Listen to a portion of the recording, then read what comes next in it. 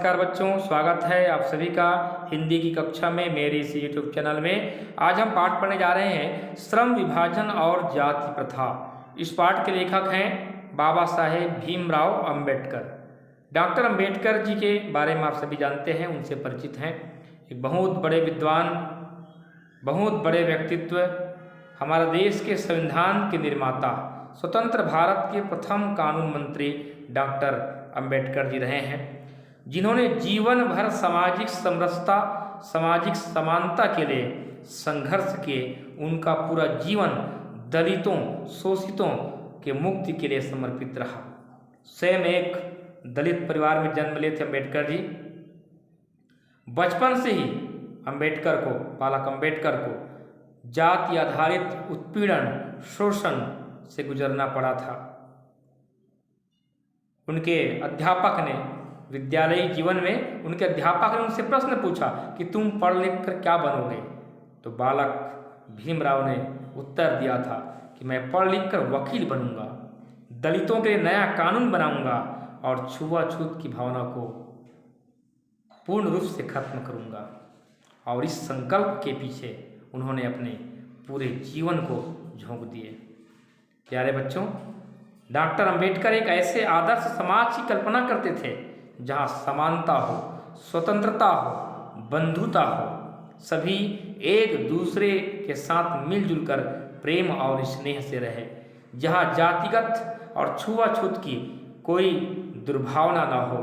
इस प्रकार के आदर्श समाज की कल्पना भीमराव अंबेडकर हमेशा करते थे, हमेशा भाषण देते थे और इस संबंध में अनेक लेख भी उन्होंने लिखे हैं। और इसी विषय पर आधारित आज हम पाठ पढ़ रहे हैं श्रम विभाजन और जाति प्रथा। यह उनका एक भाषण है। हालांकि इस भाषण को अंबेडकर जी नहीं बोल पाए थे। लाहौर के अधिवेशन में जाति पाति तोड़क मंडल लाहौर के वार्षिक सम्मेलन में इस भाषण को वो बोलने के लिए तैयार किए थे, लेकिन क्रांतिकारी दृष्टि से आयोजकों की पूर्णतः सहमति नहीं बन सकने कारण इस सम्मेलन को स्थगित करना पड़ा। अब इस भाषण को अंबेडकर जी नहीं बोल पाए। बाद में स्वतंत्र रूप से इस भाषण को अंबेडकर जी प्रकाशित किए और बहुत लोकप्रिय भी यह भाषण हुआ। यह जो भाषण था ये कौन से विषय में था? Annihilation of cast. 1936 में जो लाहौर में जो सम्मेलन होने वाला था, क्या भाषण था? एनिहिलेशन ऑफ कास्ट, जाति भेद का उच्छेद। 2 प्रकरणों में यह भाषण वो तैयार किए थे, श्रम विभाजन और जाति प्रथा, और दूसरा प्रकरण था मेरी कल्पना का आदर्श। और यह जो भाषण था अंग्रेजी में था, लेकिन ललई सी यादव द्वारा इसे हिंदी में रूपांतर किया गया था। तो इस भाषण में अंबेडकर जी समाज को, संसार को क्या संदेश देना चाहते थे, इस पाठ में हम पढ़ेंगे श्रम विभाजन और जाति प्रथा। पाठ के शीर्षक पर विचार करें तो श्रम विभाजन, श्रम मतलब क्या होता है? मेहनत, काम, परिश्रम। और विभाजन मतलब बंटवारा। तो काम का बंटवारा, श्रम का बंटवारा। और जाति प्रथा, प्यारे बच्चे आप सभी जानते हैं कि हमारा समाज आज अनेक जातियों में विभक्त है। कोई ब्राह्मण है, कोई क्षत्रिय है, कोई नाई है, कोई धोबी है, कोई कलार है, कोई लुहार है, कोई सुनार है। और सभी लोग अपने जातियों के आधार पर ही आज भी काम करते हैं। हालांकि आज सभी स्वतंत्र हैं, किसी भी व्यवसाय को, कोई भी धंधे को आज अपना सकता है। लेकिन प्राचीन भारतीय समाज में इसी प्रकार की व्यवस्था थी कि जो जिस जाति का है और उस जाति का जो नियत जो व्यवसाय है उसे वही करता था। सुनार है तो वह सोने का काम करता था, लुहार है तो वह लोहे का काम करता था, कोई ब्राह्मण है तो वह वेद शास्त्र का काम करता था, कथा भागवत पढ़ने का काम करता था। इस प्रकार से जातियों के आधार पर श्रम का विभाजन था। चाहे वह उस कार्य में पारंगत हो या ना हो, उस कार्य में उस व्यक्ति का मन लगता हो या ना, लेकिन उस व्यक्ति को जिस जाति का है, उस जाति का जो नियत कार्य है उसी को करना पड़ता था। इस प्रकार से समाज जातियों के आधार पर बंधा हुआ था।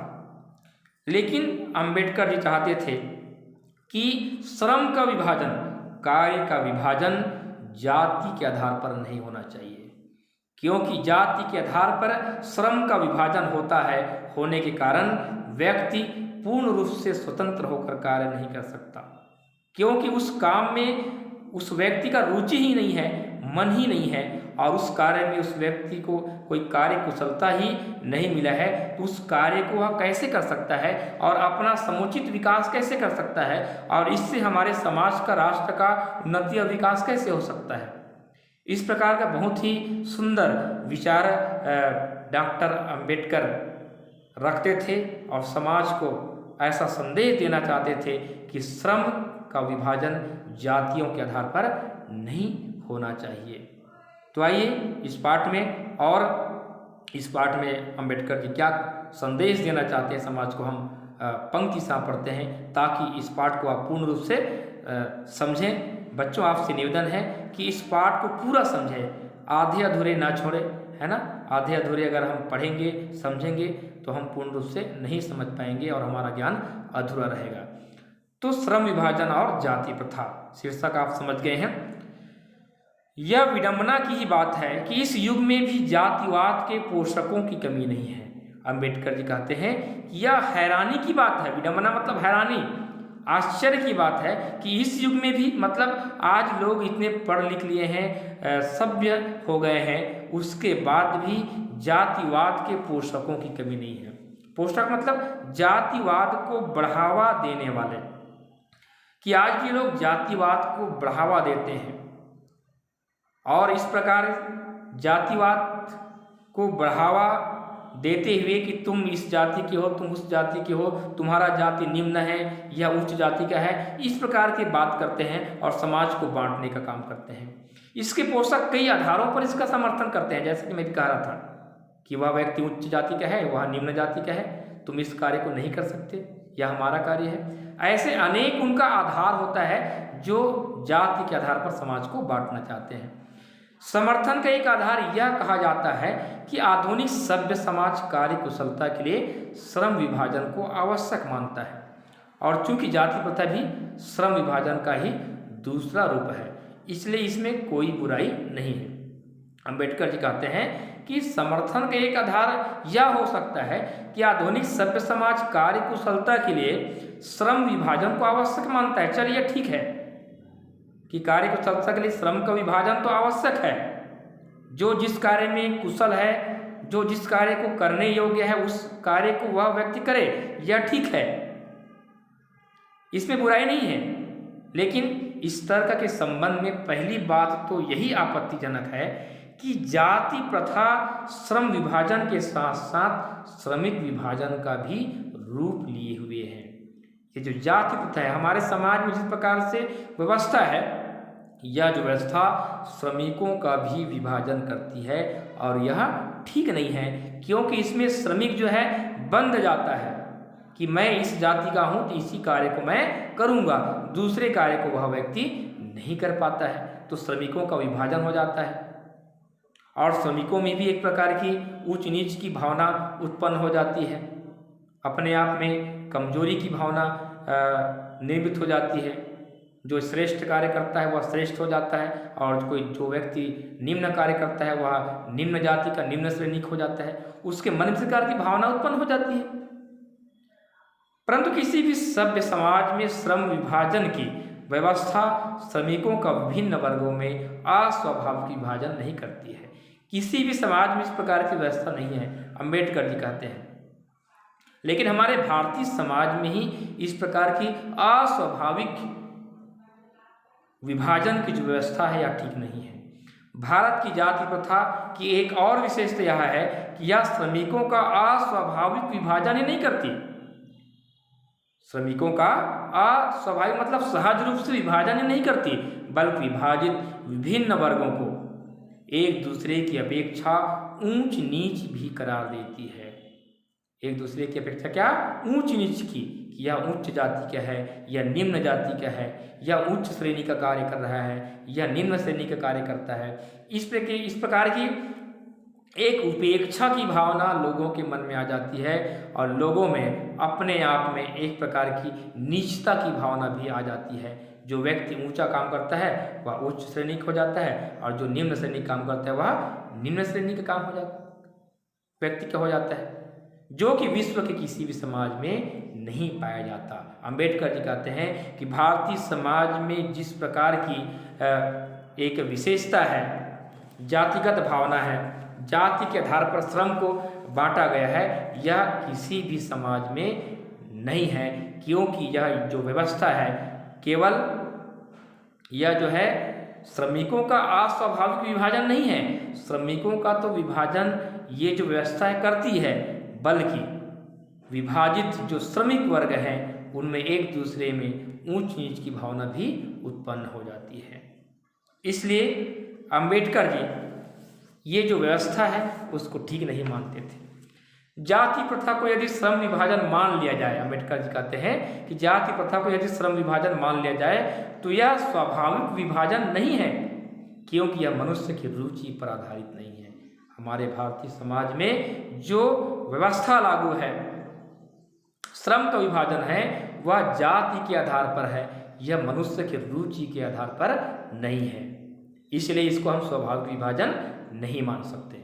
कुशल व्यक्ति या सक्षम श्रमिक समाज का निर्माण करने के लिए यह आवश्यक है कि हम व्यक्तियों की क्षमता इस सीमा तक विकसित करें जिससे वह अपना पेशा या कार्य का चुनाव स्वयं कर सके। देखिए, पुनः देखिए, हम व्यक्तियों की क्षमता इस सीमा तक विकसित करें जिससे वह अपना पेशा या कार्य स्वयं चुनाव कर सके, स्वयं कर सके, कि जिसमें जो योग्यता है, जिसमें जो कार्य कुशलता है, उसके आधार पर व्यक्ति स्वयं चुनाव करे। इस सिद्धांत के विपरीत जाति प्रथा का दूसरी सिद्धांत यह है कि इससे मनुष्य के प्रशिक्षण अथवा उसकी निजी क्षमता का विचार किए बिना दूसरे ही दृष्टिकोण जैसे माता पिता के सामाजिक स्तर के अनुसार पहले से ही अर्थात गर्भधारण के समय से ही मनुष्य का पेशा निर्धारित कर दिया जाता है। तो इस जो व्यवस्था है इसके दोष क्या है? देखिए, अंबेडकर जी इसको सही क्यों नहीं मानते थे, एक बार हम पुनः देखें। क्योंकि यह जो जाति प्रथा है वो श्रम विभाजन के साथ साथ श्रमिक का विभाजन कर देती है, ठीक है ना। और जाति प्रथा श्रमिकों का स्वाभाविक विभाजन ही नहीं करती है, बल्कि विभिन्न वर्गों को एक दूसरे की अपेक्षा ऊंच नीच भी करार दे देती है। इसलिए श्रम विभाजन को, ये जाति प्रथा को श्रम विभाजन का रूप अंबेडकर जी नहीं मानते थे, ठीक है। और तीसरी बात क्या है कि मनुष्य के प्रशिक्षण अथवा उसकी निजी क्षमता का विचार किए बिना ही माता पिता के सामाजिक स्तर के अनुसार ही पहले से ही गर्भधारण के समय से ही मनुष्य का पेशा निर्धारित कर दिया जाता है। मनुष्य को पहले से यह काम मिल जाता है, जिस समय मनुष्य गर्भ में रहता है उसी समय से निश्चित हो जाता है कि यह व्यक्ति उसी काम को करेगा, जो कि उचित नहीं है। जाति प्रथा पेशे का दोषपूर्ण पूर्व निर्धारण ही नहीं करती, बल्कि मनुष्य को जीवन भर के लिए एक पेशे में बांध देती है। प्यारे बच्चों, आप सभी जानते हैं कि जो हमारे भारतीय समाज की जो प्राचीन जो व्यवस्था थी उसमें व्यक्ति जो है हमेशा जीवन भर के लिए बंध जाता था कि यह व्यक्ति इस जाति का है, मतलब वो वैसी उसी काम को करेगा। भले ही पेशा अनुपयुक्त या अपर्याप्त होने के कारण वह भूखों मर जाए, वह व्यक्ति उस कार्य को कर पाए या ना कर पाए, लेकिन उसे उसी कार्य को करना पड़ता था। और अनुपयुक्त होने के बाद भी, अपर्याप्त होने के बाद भी उस कार्य करता था, भले ही व्यक्ति भूखे मर जाए। और इसीलिए अंबेडकर जी इस व्यवस्था को सही नहीं मानते थे। आधुनिक युग में यह स्थिति प्रायः आती है क्योंकि उद्योग धंधों की प्रक्रिया व तकनीक में निरंतर विकास और कभी कभी अकस्मात परिवर्तन भी हो जाता है। तो उद्योग धंधों में इस प्रकार की प्रक्रिया व तकनीक निरंतर विकास और कभी कभी अकस्मात परिवर्तन हो जाता है, कभी उद्योग धंधा ठीक से नहीं चल पाता तो व्यक्ति को अपना व्यवसाय बदलना पड़ता है और दूसरे कार्य करना पड़ता है। लेकिन अगर इसी व्यवस्था के तहत हमारा समाज बंधा रहा तो इसमें लोगों को बहुत नुकसान होता है और व्यक्ति जो है अपना विकास नहीं कर पाता, जिसके कारण मनुष्य को अपना पेशा बदलने की आवश्यकता पड़ सकती है। और यदि प्रतिकूल परिस्थितियों में भी मनुष्य को अपना पेशा बदलने की स्वतंत्रता ना हो तो इसके लिए भूखों मरने के अलावा क्या चारा रह जाता है। अंबेडकर जी कहते हैं कि यदि इस प्रकार की आवश्यकता पड़ी तो इसमें तो मनुष्य जो है अपना पेशा बदल ही नहीं सकता, क्योंकि व्यक्ति स्वतंत्र ही नहीं है। तो ऐसे स्थिति में व्यक्ति को भूखा मरना पड़ सकता है। हिंदू धर्म की जाति प्रथा किसी भी व्यक्ति को ऐसा पेशा चुनने की अनुमति नहीं देती है जो पूर्व में निर्धारित था।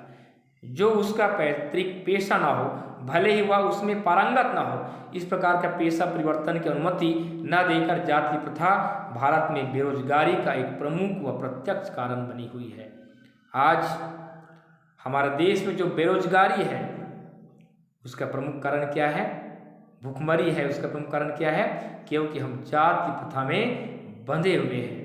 अपनी पैतृक पेशा को हम छोड़ना नहीं चाहते हैं, भले ही उस कार्य को हम कर सकने में सक्षम हो या ना हो, लेकिन उसी कार्य में बंधे होने के कारण आज हम पिछड़े हुए हैं। अंबेडकर जी भी यही मानते हैं। इस प्रकार हम देखते हैं कि श्रम विभाजन की दृष्टि से भी जाति प्रथा गंभीर दोषों से युक्त है। जाति प्रथा क्या है? ऐसे अनेक गंभीर दोषों से युक्त है। श्रम विभाजन की दृष्टि से देखते हैं उसके बाद भी, क्योंकि अभी भी बहुत सारे दोष हम पाए। जाति प्रथा का श्रम विभाजन मनुष्य की स्वेच्छा पर निर्भर नहीं करता, क्योंकि व्यक्ति इसमें स्वतंत्र नहीं है, अपनी इच्छा पर निर्भर नहीं है। मनुष्य की व्यक्तिगत भावना तथा व्यक्तिगत रुचि का इसमें कोई स्थान अथवा महत्व नहीं रहता है। मनुष्य चाह कर भी किसी व्यवसाय को नहीं कर सकता है। पूर्व लेख ही इसका आधार है। इस आधार पर हमें यह स्वीकार करना पड़ेगा कि आज के उद्योगों में गरीबी और उत्पीड़न इतनी बड़ी समस्या नहीं जितनी यह कि बहुत से लोग निर्धारित कार्य को अरुचि के साथ केवल विवशतावश करते हैं। तो आज देखने को मिलता है कि लोग जिस व्यवसाय में उनका कोई रुचि नहीं है, लेकिन उस व्यवसाय को उस जाति से, उस व्यवसाय से बंधे होने के कारण वह मजबूर होकर करते हैं। ऐसी स्थिति स्वभावतः मनुष्य को दुर्भावना से ग्रस्त कर देता है और व्यक्ति जो है उस काम को एक प्रकार से टालते हुए करता है। ऐसी स्थिति में जहाँ काम करने वालों का न दिल लगता है और न ही दिमाग, व्यक्ति जो है उस काम को सही ढंग से नहीं कर पाता और सही दिमाग भी उस काम में नहीं लगा पाता, क्योंकि वह मजबूर होकर के, विवश होकर के उस कार्य को कर रहा है। कोई कुशलता कैसे प्राप्त की जा सकती है? अतः यह निर्विवाद रूप से सिद्ध हो जाता है कि आर्थिक पहलू से भी जाति प्रथा हानिकारक प्रथा है, क्योंकि यह मनुष्य की स्वाभाविक प्रेरणा, रुचि व आत्मशक्ति को दबाकर उन्हें अस्वाभाविक नियमों में जकड़कर निष्क्रिय बना देती है। तो प्यारे बच्चों, ये जो हम पाठ पढ़े बहुत ज़्यादा समझाने की आवश्यकता नहीं है, आप समझ रहे हैं, हिंदी में लिखा है ना। तो ये जो जातिगत भावना है, जो जाति प्रथा है, जाति प्रथा के आधार पर आज हम बंद कर रहते हैं और उस जाति आधारित कार्य को ही करते हैं, तो हम आगे नहीं बढ़ सकते, क्योंकि अभी हम बहुत सारे दोष इसमें देखें, क्योंकि हम बंध जाते हैं और कई व्यक्तियों की उस अपने जाति आधारित व्यवसाय में, कार्य में रुचि नहीं रहता है, उसके बाद भी उस कार्य को वह मजबूर होकर करता है और अपना समुचित विकास व्यक्ति नहीं कर पाता है। इसलिए अंबेडकर जी चाहते थे कि जाति के आधार पर श्रम का विभाजन नहीं होना चाहिए, बल्कि उनकी कार्य कुशलता के आधार पर श्रम का विभाजन होना चाहिए, उनकी रुचि के आधार पर श्रम का विभाजन होना चाहिए। धन्यवाद। अभी एक ही अंश हम इस पाठ में पढ़े हैं और दूसरा पाठ हम मेरी कल्पना का आदर्श और पढ़ेंगे दूसरे वीडियो में। धन्यवाद।